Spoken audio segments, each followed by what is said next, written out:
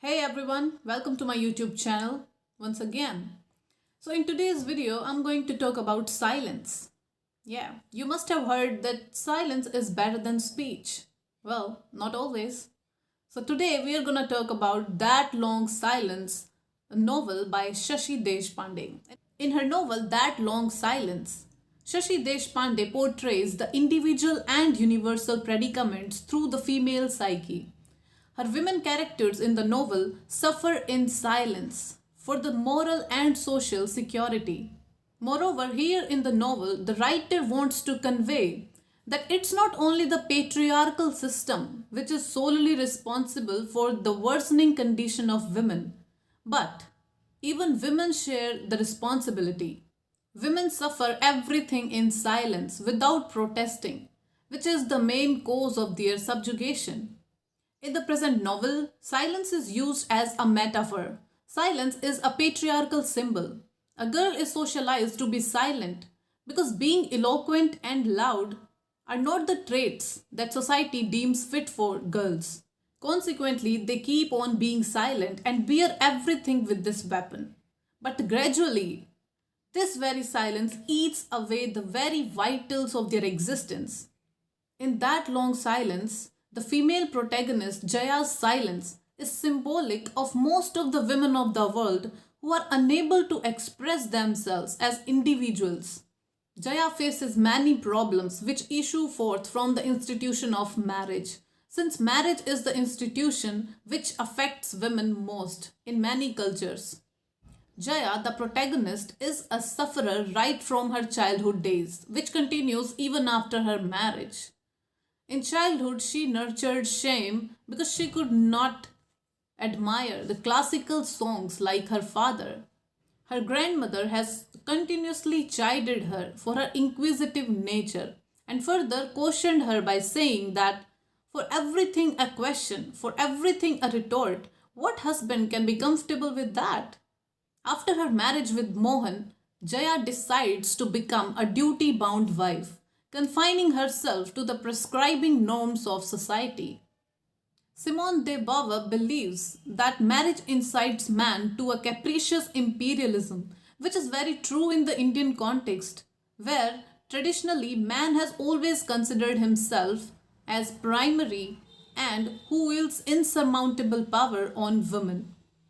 At the time of their marriage, Mohan worked as an engineer in the steel plant at Lohanagar. He determines to marry a girl who is well educated and cultured and can speak good English. Mohan, who is money centric and traditionalist, marries Jaya only for his social betterment. On their wedding day, Mohan renames his wife Jaya as Suhasini, wanting her always to be soft, smiling, placid, and motherly woman. Mohan's ideas of womanhood are based on the women of his family, where they are trained to perform their well defined roles ordained to them by the society. After her first quarrel with her husband, Jaya learns that a woman should never be angry. For Mohan, anger makes a woman unwomanly. He even quotes his mother's silent suffering as strength. He says, proudly, my mother never raised her voice against my father, however badly he treated her. In the aftermath of the quarrel, Jaya could not bear the silence of her husband. So, to avoid such circumstances, she begins to compromise all her desires to keep the marital harmony. She becomes aware that her words of resentment affected Mohan's personality. This understanding freezes her into silence because she was scared of hurting Mohan. She always reserved in her mind the advice given by Vanitha Mami, another character in the novel, who says, a husband is like a sheltering tree. Without the tree, you are dangerously unprotected and vulnerable. And also Ramakaka's advice, who says, remember, Jaya, the happiness of your husband and home depends entirely on you. Are you serious, Ramakaka? Entirely? Keeping all these advices in her mind, Jaya compromises all her desires in silence. Her marriage life is nothing but a life of compromise and commitment. Deshpande has presented Jaya as an example of a woman who has no choice but to submit to be led by their husbands, like Sita and Draupadi of yesteryears. She says, two bullocks yoked together. It is more comfortable to move in the same direction. To move in different will be more painful. The silence of woman is a symbol of helplessness, but men take it as a symbol of woman's contentment. This unfriendly atmosphere in her 17 years of married life drives her close to Kamath, a young widower who lives above Jaya's apartment. Kamath turns to be a reliable companion for Jaya. Jaya's writings receive comments, criticism, and encouragement from Kamath. Jaya enjoys her intimate friendship with Kamath by sharing with him her ideas and opinions about her new writings, which she could never do with Mohan. Jaya realizes that with this man, I had not been a woman, I had just been myself.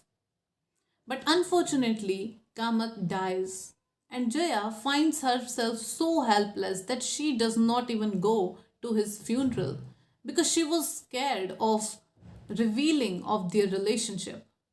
Jaya finds her routine so disrupted. Her role as a wife and a mother fails to provide her with any intellectual or emotional fulfillment, as she admits. Mohan's wife, Rahul and Rati's mother, not myself. When one of her novels won the prize, her husband is not happy.